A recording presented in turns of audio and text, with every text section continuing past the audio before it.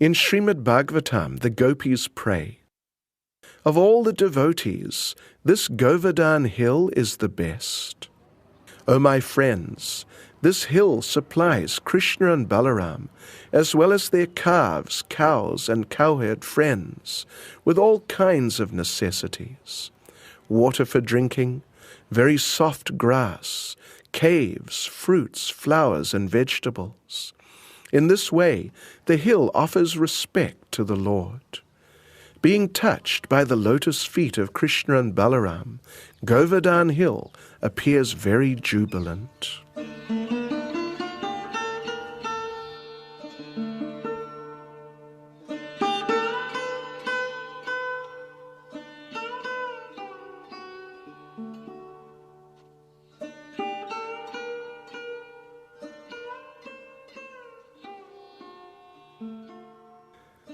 It was one of Srila Prabhupada's last desires to go on Govardhana Parikrama.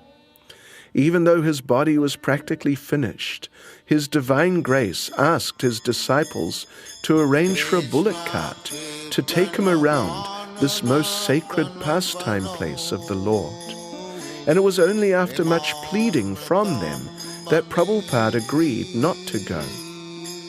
In this way, we can understand that Govardhana hill is very dear to him, as it always has been to the great acharyas in our line. And with this in mind, we have undertaken to make this video presentation on Govardhana Parikrama, the complete circumambulation of the hill on foot. Our idea has been to present the beauty of this sacred hill and explain the different pastimes that took place around it. We pray to Srila Prabhupada that this small effort to please him will be successful. Krishna Kirtana Ganana Tana Paro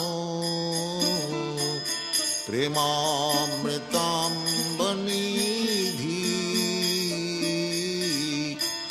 Dhira Dhira Jana Priya Priyakaram Nirmasaram. Here we see a map of Govardhana Hill. We'll be starting at Narada Kunda, the left-hand end on the top side, and then heading along to the right. When we reach the end, we'll come around and go back along the lower side of the hill, finishing again at Radha Kunda. It's early in the morning as we arrive on the edge of Radha Kunda town. We offer our prostrated obeisances in the holy dust of this sacred place and pray to the Lord to allow our parikrama to be successful. The whole walk is about 23 kilometers, which takes a minimum of 5 hours to complete, although normally we like to take our time and spend the whole day visiting the pastime places around the hill. This is a Krishna-conscious way of having a family outing, taking the time to do Govardhana Parikrama together. This family is doing Dandavat Parikrama, offering obeisances again and again until they cover the whole distance, which takes several days to complete. On the way to our first stop, Kusum Sarovar, we pass the Radhakanta Yugal Swarup Mandir, designed in classic palace architectural style. Then we move on to Kusum Sarovar.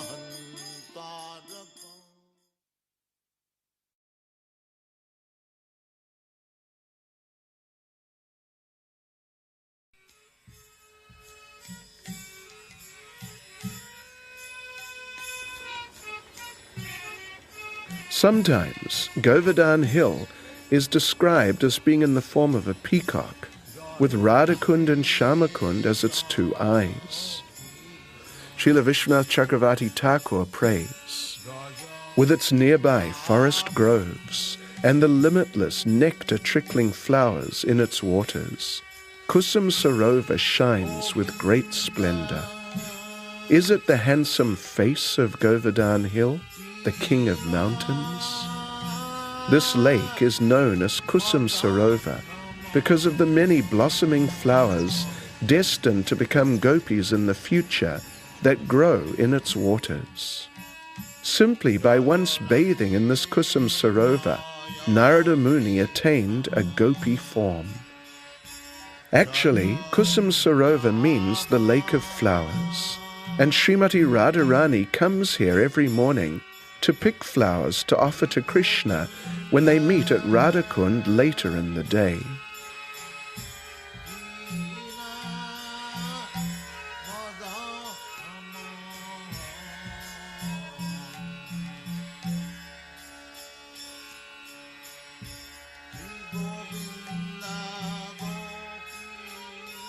Devotees come to visit the shrines above the lake, built as offerings of thanks to Krishna after the Maharaj of nearby Bharatpur defeated the Muslims in battle about 300 years ago. This first shrine is dedicated to the lotus feet of Srimati Radharani. On the ceiling we see paintings of different pastimes of the Lord. Here, Nrsingadev kills Hiranyakashipu. Here, Varaha saves the earth planet. Here we see a spectacular painting of Lord Ram's battle for Lanka, complete with someone looking like Kumbhakarna consuming warriors from both sides. The main shrine is dedicated to the lotus feet of Lord Krishna. On the ceiling we find more paintings of the avatars and different pastimes of Radha and Krishna. The simple building at the end is actually a temple for a Balaram Govardhan Shila. The devotees here, who are members of ISKCON, worship him very nicely. At the other end, we go up on the roof and have a view across Govardhan Hill to Uddhava Kund, where Uddhava spoke the glories of the Lord to Vajranab, Lord Krishna's great-grandson, as described in the literature known as Srimad Bhagavatam Mahatmya. Next to it is a Goshala. We'll be visiting this area as we go around the other side of Govardhan Hill. By now you may have noticed that we've not actually seen Govardhan Hill yet. At this point, at the northern end, the hill is completely underground, but as we move further south, it will gradually show itself.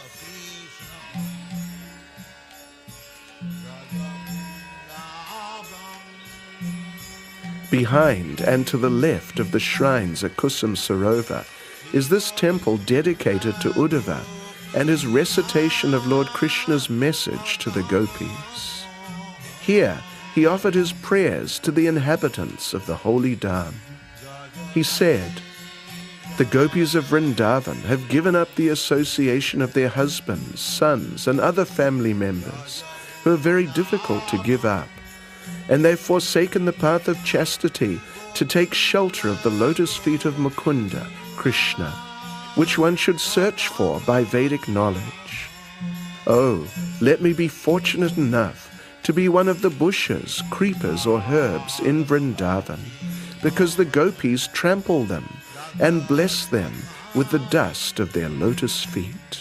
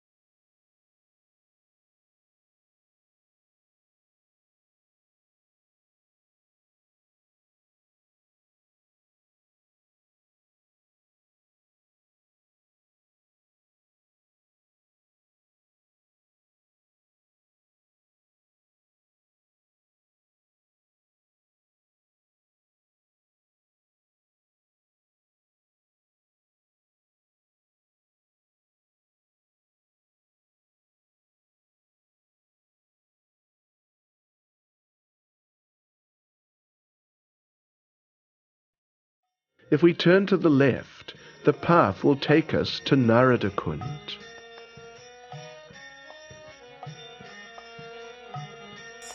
Here we find a small ashram on the site where the great sage performed austerities under the instruction of Vrinda Devi to get a suitable form for watching Radha and Krishna's Astakaliya Leelas. After many years of tapasya, she took him to Kusum Sarovar and dipped him in the water there, and he came out in a female form known as Naradi. When the Lord saw Narada in this form, he ordered him to stay here and write the Bhakti Sutras. By again dipping in Kusum Sarovar, Narada regained his male form and remained here to write this great literature. In the temple, we find two deities of Narada. The first one is a new one of him as he travels throughout the spiritual and material worlds, preaching and chanting the holy names. At the back is an older deity, in which he seems to have his sari on as Naradi.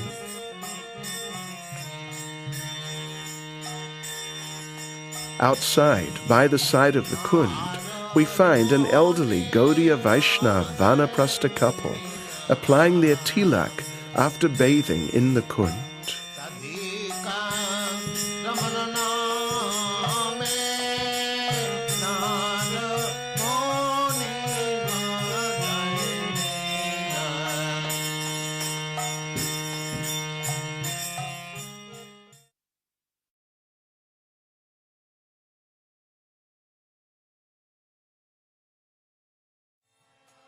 From here, we move down the Parikrama path to the place where we first see Govardhana Hill lifting its head out of the dust of Sri Vrindavan Dham. Lord Chaitanya came here when he performed his Govardhana Parikrama. Chaitanya Charitamrita describes as follows. From Radha Kund, Sri Chaitanya Mahaprabhu went to Kusum Sarovar. When he saw Govardhana Hill near there, he was overwhelmed with joy. When the Lord saw Govardhana Hill, he immediately offered obeisances, falling down on the ground like a rod. He embraced one piece of rock from Govardhana Hill and became mad.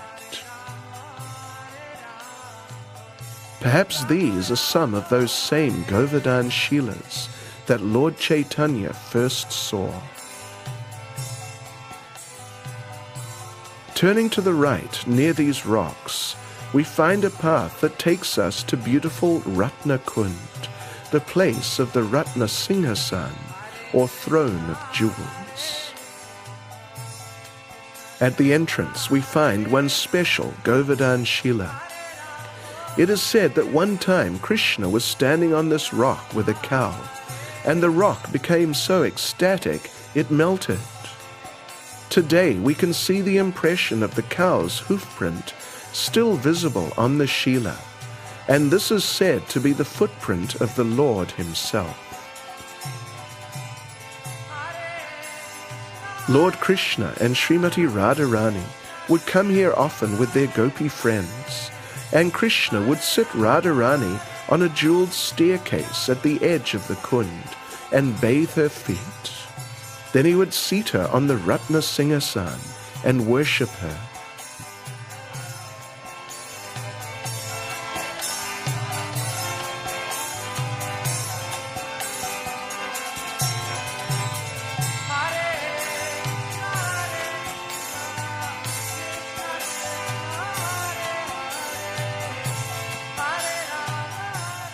Srimad Bhagavatam describes the pastime in which Krishna and Balaram were dancing with their gopis near Ratna Kund, and one great demon named Shankachuda came and kidnapped the girls. Krishna chased the demon and punched him to his death here on the banks of Ratna Kund.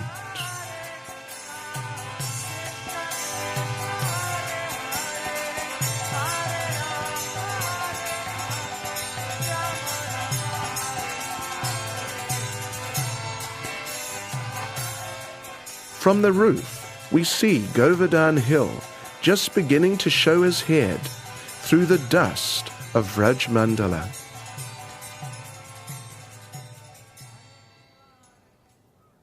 If one comes early in the morning to Ratnakund, one may be fortunate enough to see the famous, mysterious blue cows of Vraja.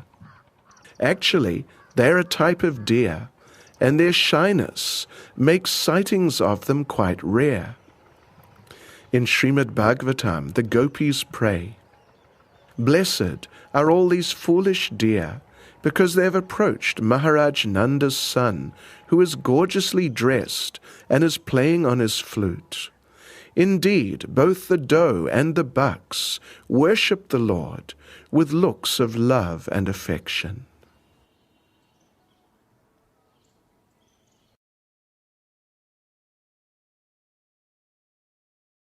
If one walks back down the dirt path, one comes to Gvala Pokhara, where Krishna and Balaram and the cowherd boys would come every day to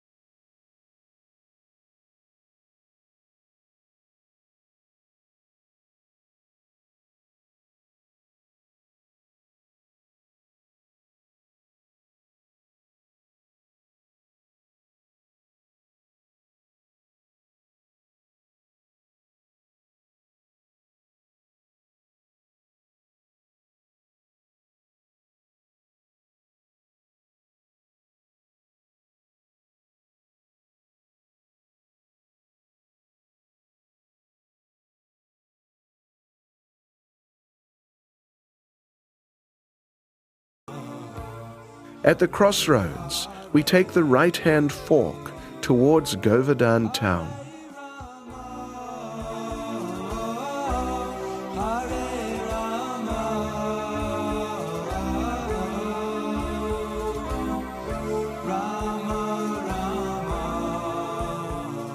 Devotees often take their final rest at the lotus feet of Govardhana Hill in Pushpa Samadhis. Less than 100 yards past the crossroads, we find the Samadhi of His Grace Tribhuvanath Prabhu, a dedicated disciple of Srila Prabhupada.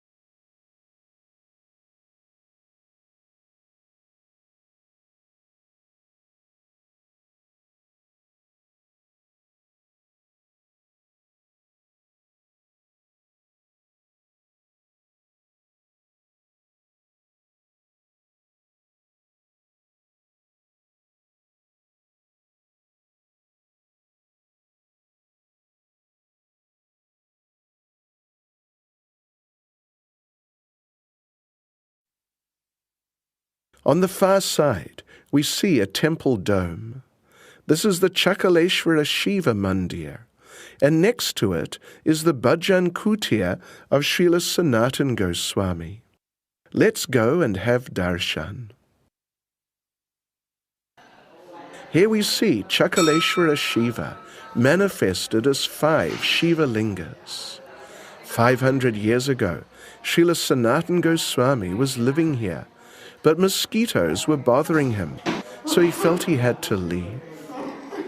Lord Shiva appeared to him in the form of a Brahmin and said he would get rid of the mosquitoes and begged Sanatana not to go.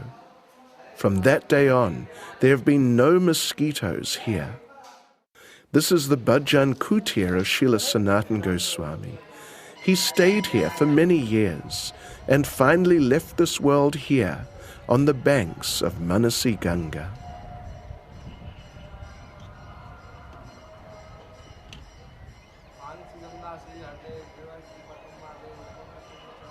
Here one friendly Brahmin chants some mantras to bless us.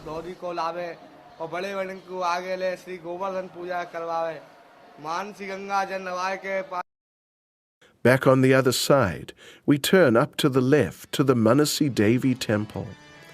She's Yoga Maya, the presiding deity of the lake, always ready to protect the dam from any nonsense people.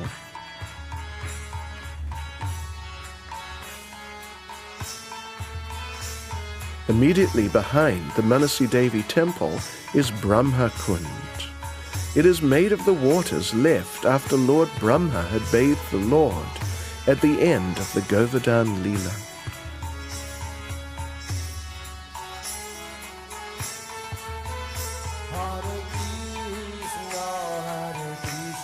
If we continue on a little further, we come to the Haridev temple. Haridev is Krishna lifting Govardhana hill, and he is the presiding deity of the western petal of Vraj Mandala. The gopis would wait here to meet Krishna. One time they were waiting and waiting until, in great separation, they called out repeatedly, Haridev, Haridev, until it seemed they would leave their bodies. Then Krishna appeared before them as Haridev, holding Govardhana hill on the little finger of his left hand. Our parikrama takes us through the town, past the different merchants. This is the famous Giriraj sweet shop, well known for its son papri.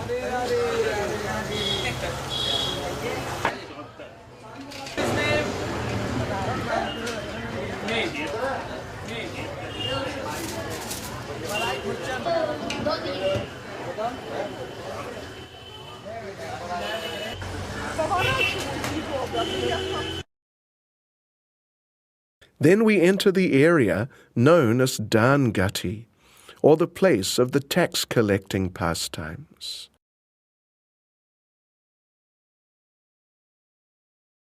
We turn down the parikrama path, first of all passing a small place where there's a Govardhana Shila with the footprint of Srimati Radharani on it. Radharani put, बताओ भाई देखो ये Radharani put, ये Krishna put, ये finger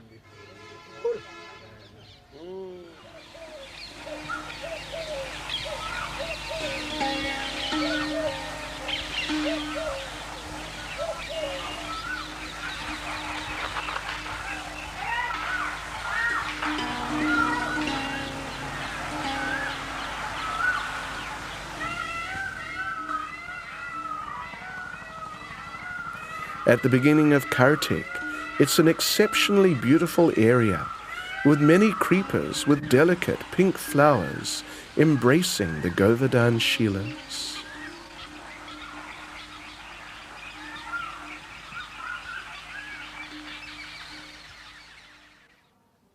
Srila Raghunath Das Goswami describes in Dan Keli Chintamani that one time a big fire sacrifice was being held at Govinda Kund, further to the south, for the benefit of Krishna and Balaram.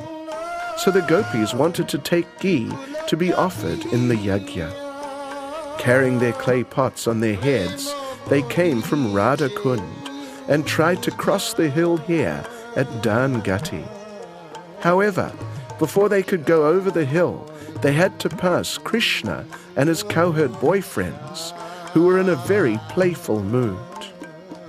When Krishna first saw Srimati Radharani, he became momentarily bewildered. He asked himself, "Is this a blossoming champak vine? No, champak vines are stationary, and this being moves. Is this a lightning flash? No, lightning shines only for a moment in the sky, and this being remains continually before me. Is this a river with splendid waves? No, for rivers are formless, and this being has a very beautiful form." Then he understood it could only be Vrishabhanu Nandini, Srimati Radharani.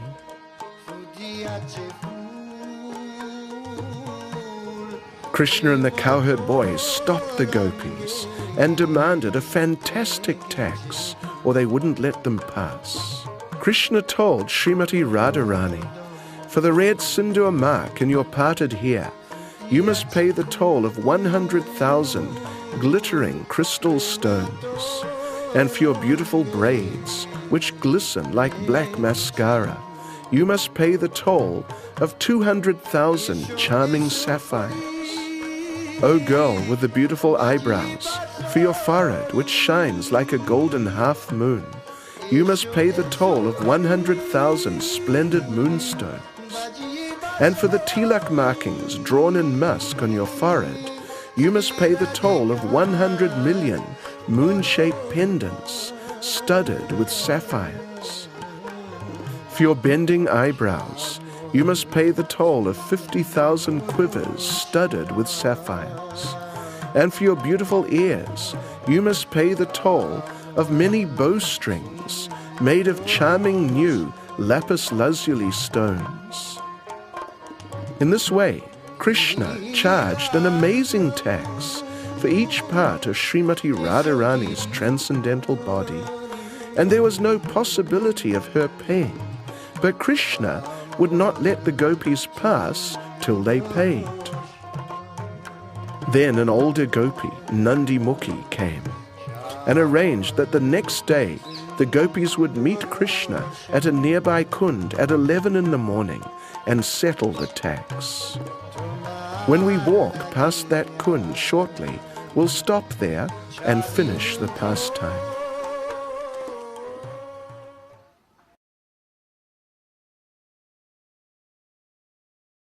Our next stop will be the ISKCON temple at Govardhana Hill, Bhaktivedanta Ashram, which was acquired for Srila Prabhupada's movement by His Holiness Tamal Krishna Goswami and his intimate friend Giriraj Swami.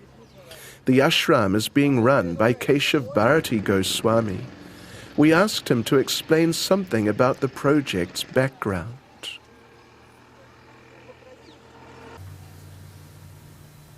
In the late 80s, Tamal Krishna Maharaj began a project, commentary on the Brahma Samhita. And in doing that, the project expanded into many details about Braj. And in doing that, he started to visit places and do parikramas. And he hadn't done very many of those earlier in his Krishna conscious career.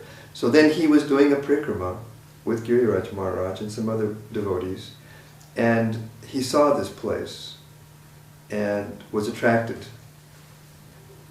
They found out, who owned the property. It was owned by a small king in Madhya Pradesh called, I think his name was Vishwambar. So through the efforts of Mahamantra in Delhi and Mahaprabhu, lawyer in Bombay, Tamal Krishna Maharaj, negotiated, and finally ended up acquiring this property.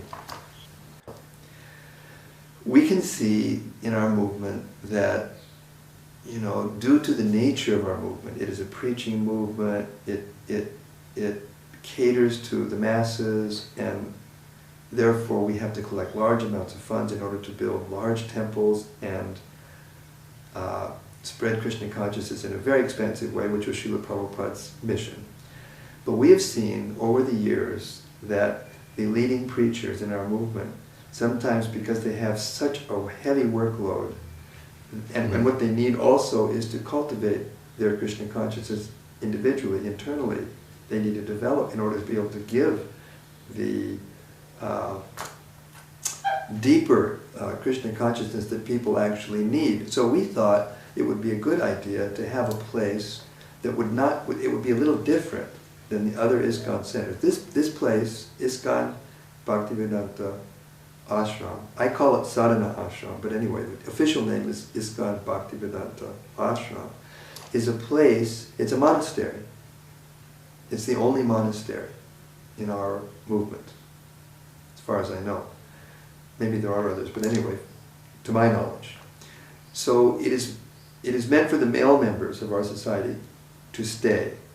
The female members of our society are also welcome to come here, to come for parikrama and different festivals, attend and take advantage of the spiritual atmosphere. But the main purpose of the place is to provide a place for especially the senior male leaders of our movement, the sannyasis and gurus and grihastha men who have taken on large responsibilities, a place for them to come and live without the pressure and without the touching of the energies that they have to touch in order to expansively spread Krishna consciousness for deeper sangha and for more contemplative appreciation and that side of Krishna consciousness, which Prabhupada always encouraged us to do. I mean, I was with Srila Prabhupada in Vrindavan when he used to tell us what he wanted us to do regularly, yearly. Come to India, hear and chant, learn about the pastimes of Krishna, do serious sadhana. And so we offered this to Tamal Krishna Maharaj, Giriraj Maharaj, especially myself as their partner. We designed this place so that it's fit for any serious sadhaka to come and live in the association of senior men and cultivate Krishna consciousness in a very profound way. Now, we started living here in 1994, that's 9 years. The numbers of people who come to Govardhana to go around on parikrama, not just from our movement or from other places in the West, but in India, the numbers of people who come here has increased astronomically. And if you ask some of the older residents who have been here residing on the parikrama path, who have these little temples with these little deities and kind of earn their livelihood or are supported by the pilgrims who come around and they maintain these deities, when you ask them, why has it increased so much over the last 10 years? They'll say, it is your Prabhupada. And it is you Western devotees, because of your preaching and because of your festivals and because of your programs. You're responsible for the tremendous increase in the numbers of pilgrims and the numbers of parikrama people, the people that come to do parikrama in Govardhana.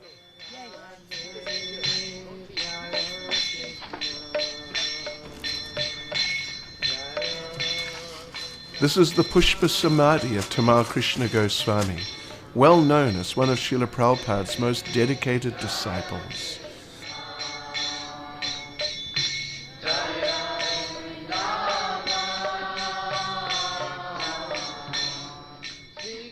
We set off again and walk to Nivartana Kunda. As we explained before, when Krishna tried to charge Srimati Radharani that huge tax, it was agreed they would meet at 11 the next morning by this kund and settle the tax. However, the gopis came at 10 and hid behind the trees, and when Krishna and the cowherd boys came, the girls ambushed them and tied them to the trees by their seekers. The gopis hit the cowherd boys till they cried for mercy, and then Srimati Radharani told Krishna, "We'll let you go, but first you let us off that tax."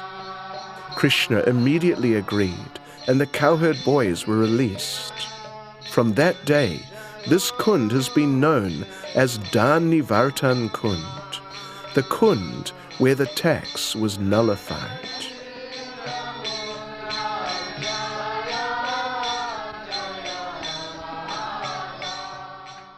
We walk on and take the inner path, which takes us closer to the hill. Along its side, we find many kadamba trees, recognizable by their characteristic leaves and seed pods.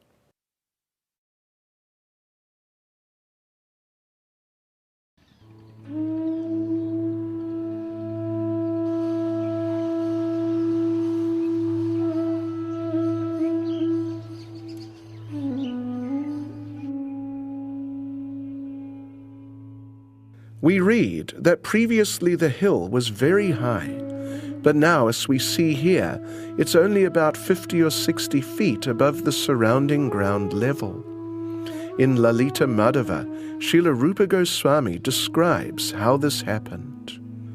When Lord Krishna left Vrindavan, Srimati Radharani was thrown into a bottomless ocean of separation and searched all of Vraj Mandala for him.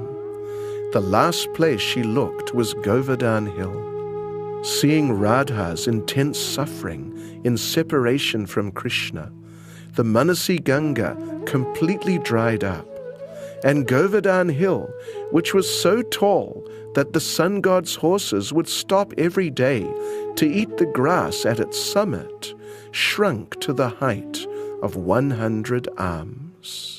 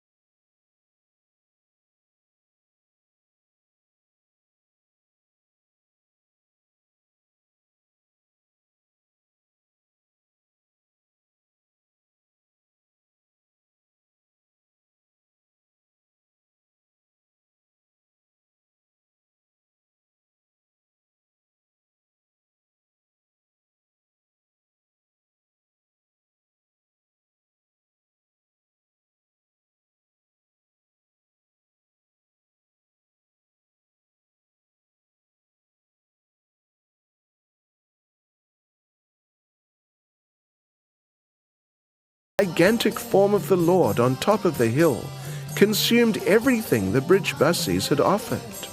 Then, to their amazement, he called out, "Anniyora, Anniyora, Anniyora! Give me more food! Give me more! Give me more!"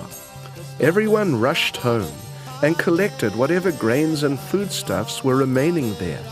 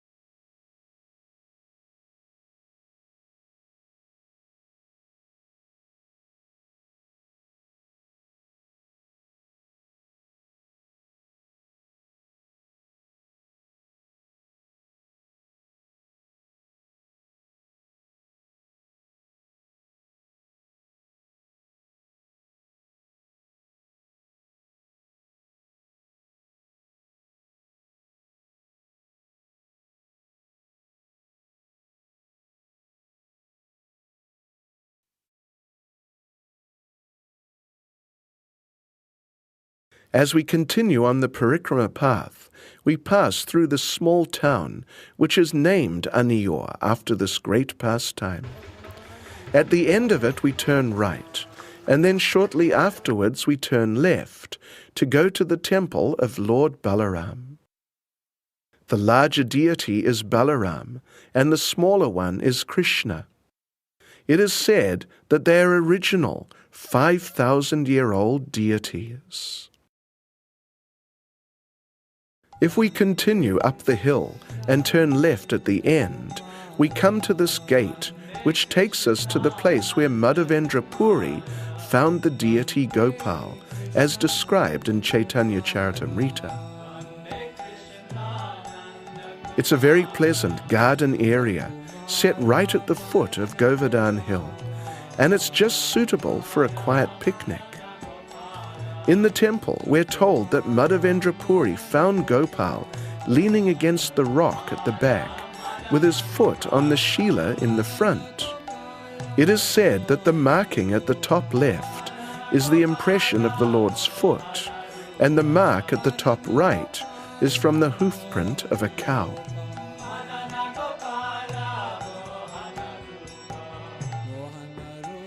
We walk on past Sankarshan Kund. It is said that the Balaram deity was hidden in the waters here for many years during the rule of the Muslims. Chaitanya Charitamrita tells us that Madhavendra Puri installed Gopal on top of the hill near here. Perhaps that was near this old temple, or maybe where the new temple is. We know that Lord Chaitanya would not step on Govardhana. So even though people from other sampradayas do so, we don't, and therefore we don't visit these temples.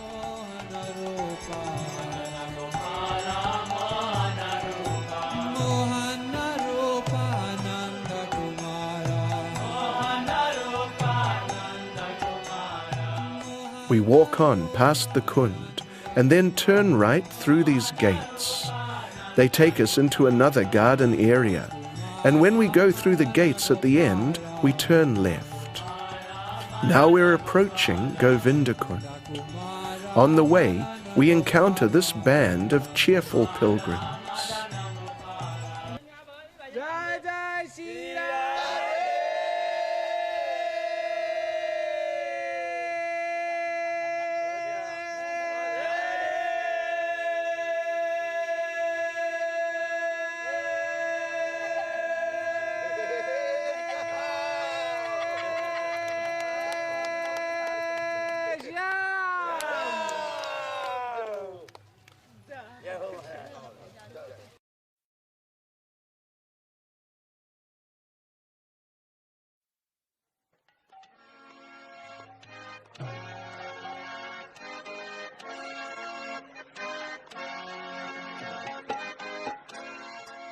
Now we're on the banks of Govinda Kunda.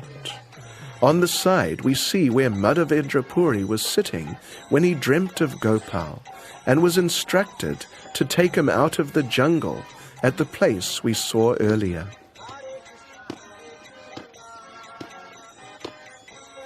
After the Govardhana Puja, Lord Indra sent the terrible Samvartika storm clouds, which inundate the universe at the time of devastation. Rain was falling in pillars. There were hailstones the size of elephants and howling winds. All the bridge buses were thrown into a great ocean of anxiety, and they immediately took shelter of Krishna, calling out, "Krishna, Krishna, O most fortunate one, please deliver the cows from the wrath of Indra. O Lord, you're so affectionate to your devotees. Please save us also." Krishna then lifted Govardhana hill on the little finger of his left hand and held it there for 7 days and nights, sheltering all the inhabitants of Vrindavan, both man and animal.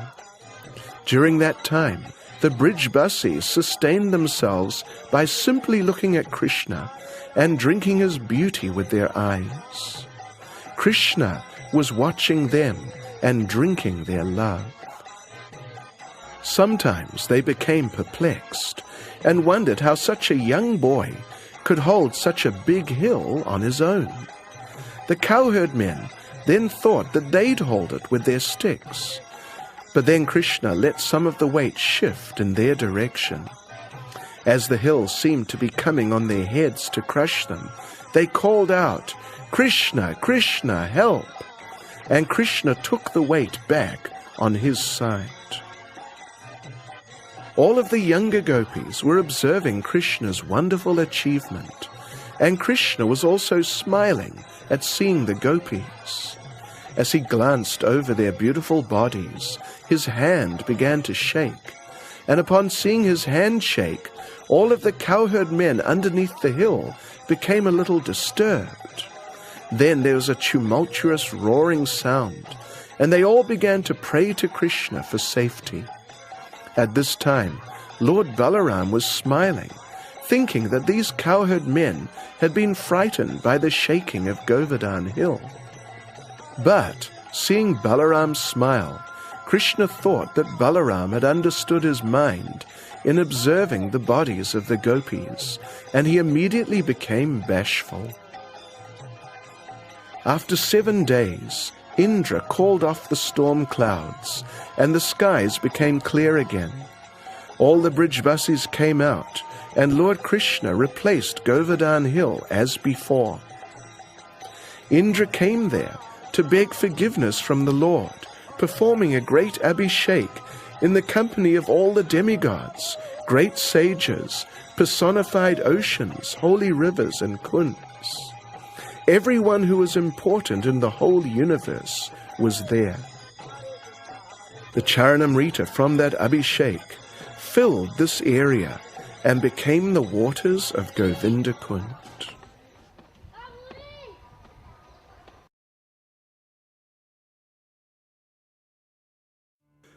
During that abhishek, the Surabhi cow approached Krishna on behalf of all the cows.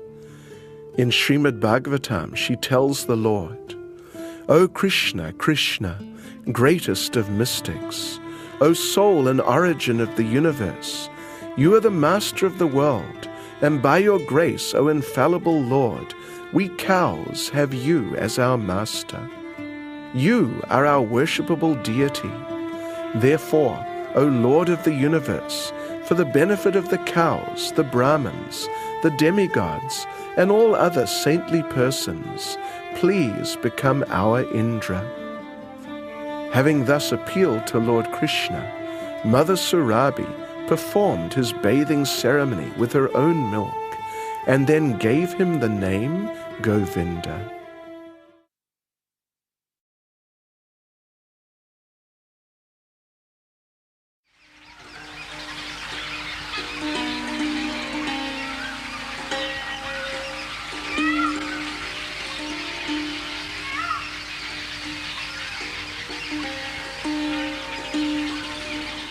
As we move on past Govinda Kund, we come to a part of Govardhana Hill that is particularly beautiful. The trees sometimes hang over the Shilas, protecting them from the sun. In Srimad Bhagavatam, the gopis pray, "Of all the devotees, this Govardhana Hill is the best. O my friends, this hill supplies Krishna and Balaram, as well as their calves, cows, and cowherd friends, with all kinds of necessities: water for drinking, very soft grass, caves, fruits, flowers, and vegetables. In this way, the hill offers respect to the Lord. Being touched by the lotus feet of Krishna and Balaram, Govardhana Hill appears very jubilant."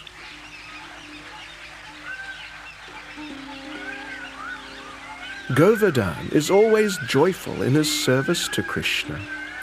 When he was sheltering the inhabitants of Vrindavan from the storm, he had to tolerate the rain, hail, and thunderbolts of Indra, but he remained jubilant through being touched by Krishna's hand. When Krishna and Balaram would walk on Govardhana, he would melt in ecstatic love, and his stones would become soft like butter, giving pleasure to the feet of the Lord. Govardhana would create natural thrones where Krishna would sit and enjoy pastimes.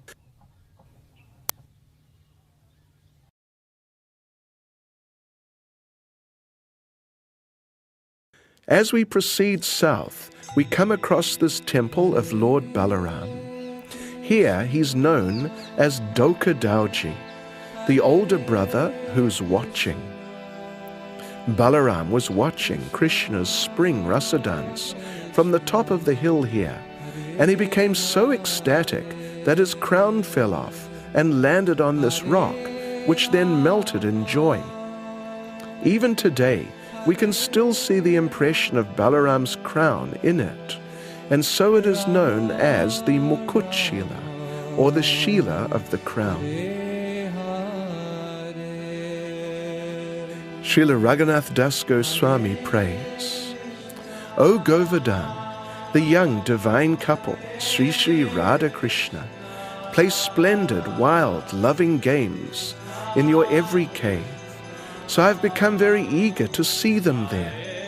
Please allow me to live close by you." O Govardhana, in topmost joy, Krishna plays together with Balaram and the cowherd boys in your incomparable jeweled pavilions and thrones, in the hollows of your trees, and in your caves and valleys. Please allow me to live close by you. O Govardhana, King of mountains, because the nectar of your name as Hari's best servant emanated from Srimati Radharani's pearl-like mouth, which was revealed by Vedic scriptures like Srimad Bhagavatam. You are called the new Tilak of Vraja. Please allow me to live close by you. O Govardhana, you are the witness of Radha and Krishna's tax game, which is an ocean of mellows. You increase the joy of the mellows of the devotees with your display of bluish platforms that are full of splendor and fragrance. Please allow me to live close by you.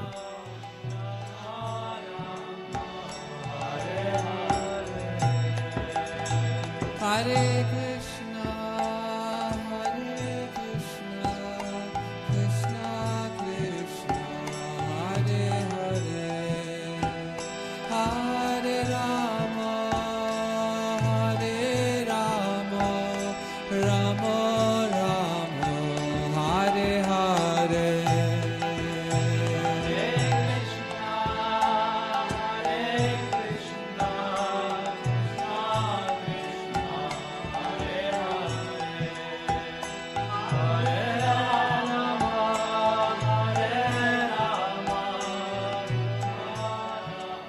Now we're coming to the southern end of Govardhana Hill, where the hill dives deep down again into the dust of Vrindavan. Hare Hare, Hare Rama, Hare Rama. This area is known as Punchari, or the tail of the peacock, and here we find a temple of Lord Nrsingadev, who is here to protect the devotees.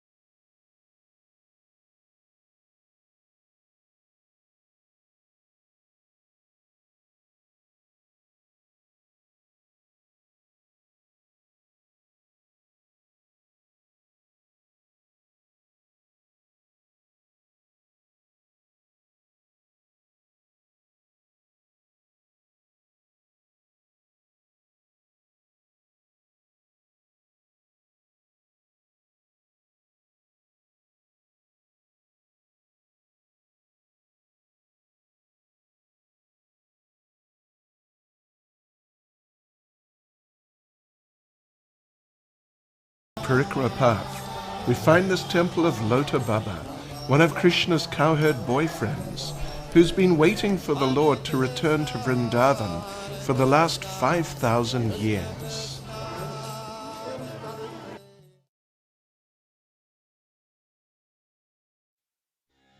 Now we start moving up the western side, towards the northern end of the hill. Our first stop will be at Rasastali, where Krishna begins his spring rasa dance.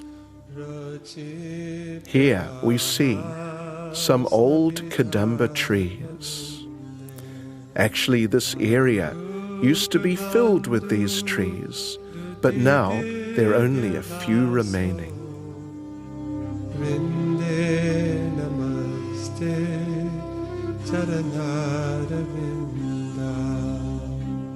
In the main temple, we find a deity of Krishna as Gopal, or Srinathji, the lifter of Govardhana Hill. Behind the temple, inside the small house, is the cave known as Manikandali, in which Radha and Krishna performed many pastimes. Later, one of Lord Chaitanya's intimate associates, Raghava Goswami, lived in the cave for many years, relishing the pastimes that happened here. It is said that his body was always grey from rolling in the dust of Vrajamandala. He is described as being Champak Lata in Krishna Leela. Outside, we see we're very close to Govardhana Hill. The slope is not as steep as on the eastern side, giving everything a more gentle appearance. We'll walk up by the edge of the hill on our way to Kadambavan. Srila Vishwanath Chakravarti Thakur prays, "The rocks of Govardhana Hill are many kinds of splendid jewels that provide thrones, couches, and other kinds of furniture for Sri Krishna, the supreme monarch of all nectar melons. Govardhana Hill's beautiful forests and caves are Krishna's nectar pastime palaces, each one perfect for the supreme good fortune of his beloved and her friends. There is a pleasant grove of sandalwood trees on Govardhana Hill. Although snakes generally flock to sandalwood trees, no snakes ever come here. Or, if sometimes a snake may come, it is not poisonous. Or if sometimes a poisonous snake may come, its poison is automatically counteracted and it can do no harm. As the best servant of Lord Hari, Govardhana Hill has made this wonderful arrangement for the Lord's pleasure."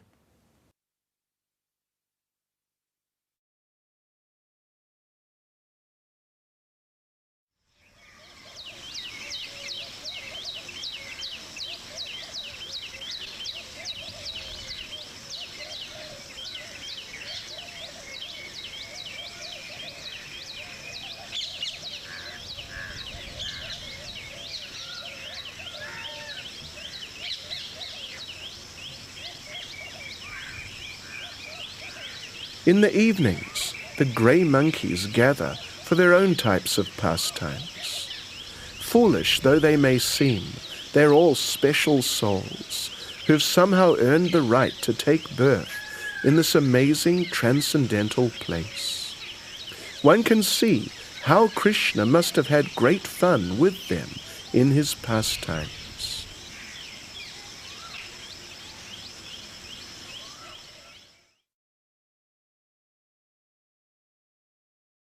We're now moving through the beginning of Kadambavan, which was previously a forest of sacred Kadamba trees. We come across a group of langur monkeys, also known as Hanuman monkeys, as Hanuman, the great associate of Lord Ramachandra, is said to be a member of the same breed.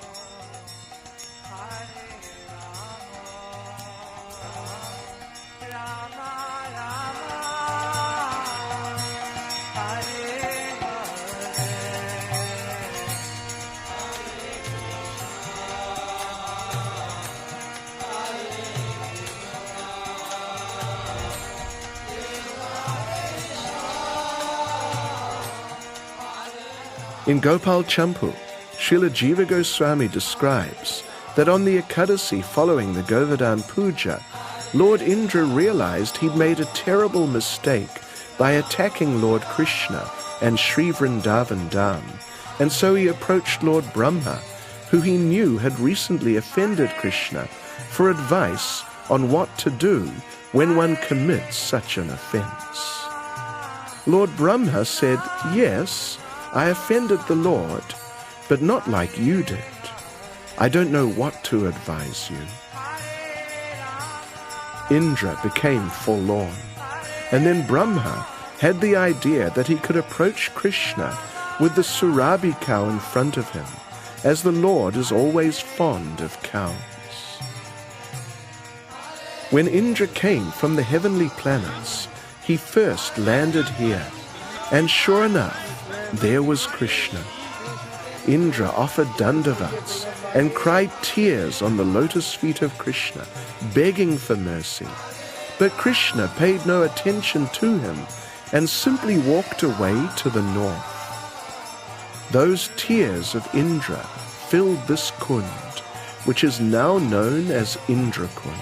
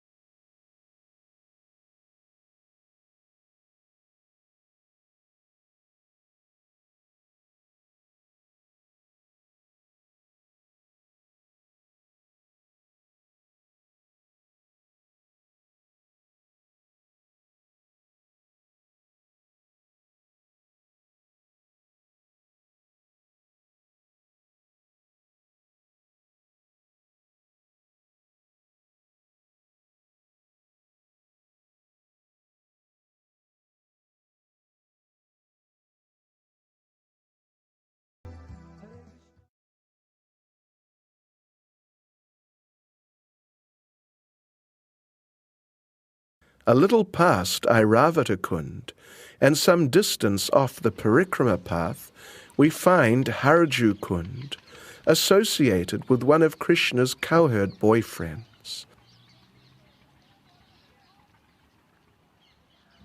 Behind it, further along, is Rudra Kund. When Lord Shiva came for the Abhishek, he landed here, and was so overwhelmed in ecstasy that he cried and cried, and his tears formed this kund.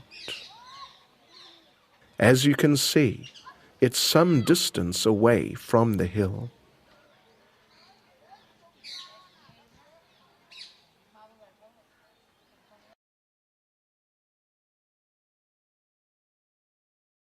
Back by the main Parikrama path,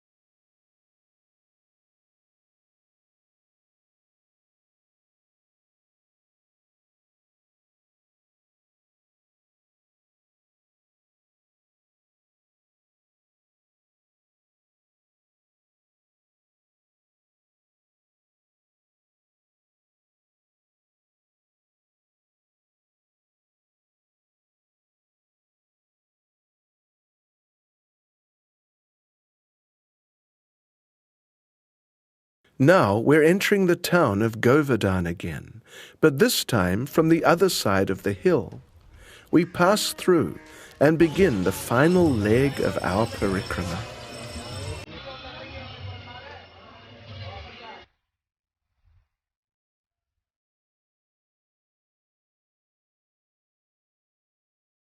Along the path, we find a number of temples of demigods.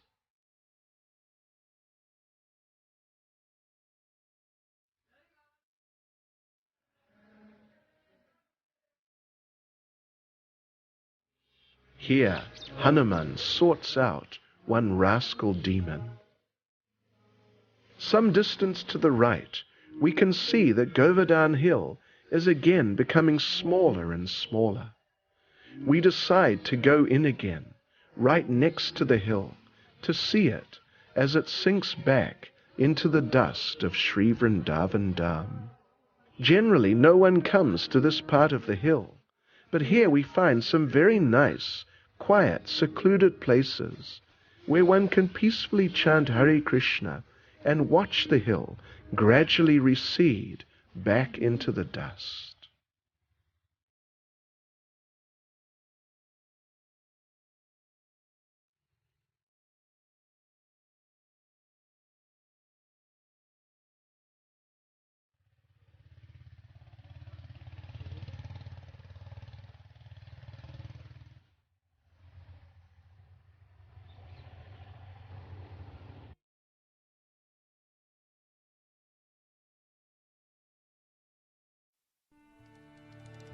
Our next stop is Uddhava Kund.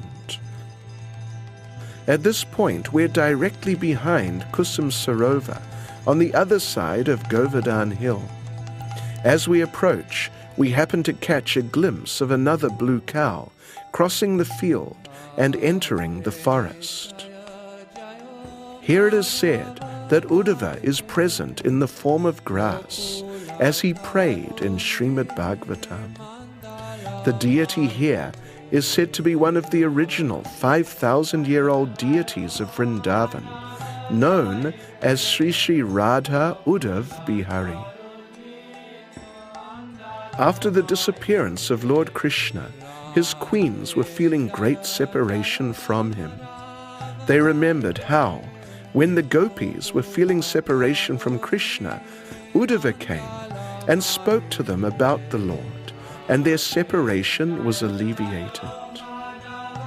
Now, Uddhava was present near Kusum Sarovar in the form of grass, so they decided to go there and have a great Sankirtan festival and see if Uddhava would appear and speak to them about Krishna. In the company of Krishna's great-grandson, Vajranab, they went and performed Harinam there. At that time, Sri Uddhava appeared before everyone. Uddhava then instructed Vajranab and Lord Krishna's queens in Srimad Bhagavatam for 1 month. And as he spoke, they saw the pastimes happening around them with their own eyes. Then, as the recitation was going on, the queens one by one entered those pastimes and passed away to the supreme abode.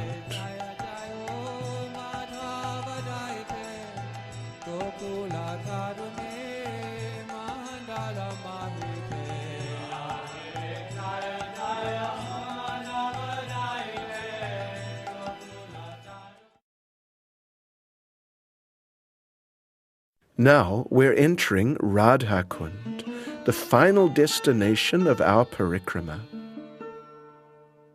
We cross the bridge and look back to where we were in the morning. This shows us that Govardhana Hill is very long but very narrow. Radha Kund is the most sacred place in the universe. Srila Vishwanath Chakravarti Thakur prays, Shama Kund and Radha Kund are two great floods of the nectar of beauty. They're two great oceans of splendor.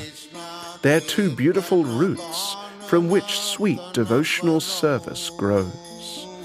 They're two jewel mines of love. They're two seeds from which grow the jewel vines of transcendental pastimes. How did they become two splendid and nectar-sweet lakes? By seeing these two lakes, Radha and Krishna believe they are present in them.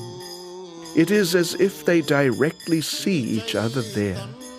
The wise say that by approaching these lakes, one directly approaches Radha and Krishna. Srila Prabhupada discusses, why is Radha Kunda so exalted? The lake is so exalted because it belongs to Srimati Radharani, who is the most beloved object of Sri Krishna. Among all the gopis, she is the most beloved. Similarly, her lake, Sri Radha Kunda, is also described by great sages as the lake that is as dear to Krishna as Radha herself.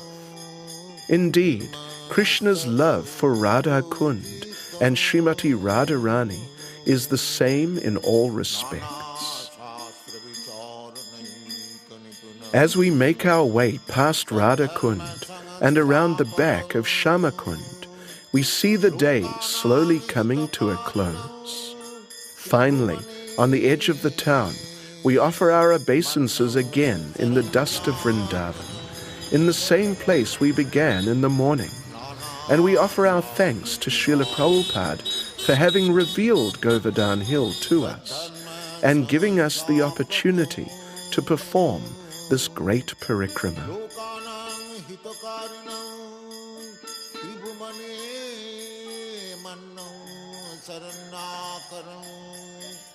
Radha Krishna Padaravinda Bhajana Nandina Matvaliko Vande Rupa Sanatana Raghujuga Sri Jiva Gopalako